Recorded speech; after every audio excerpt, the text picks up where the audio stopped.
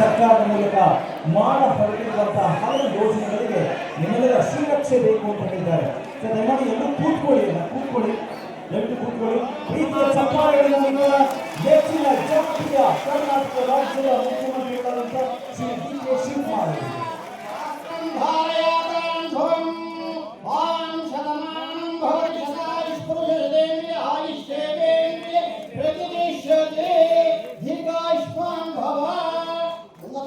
ಪ್ರಾಪ್ತಿರಸ್ತು ಸಕಲ ಅಭಿಷ್ಟ ಸಿದ್ಧಿರಸ್ತು ಶ್ರೀ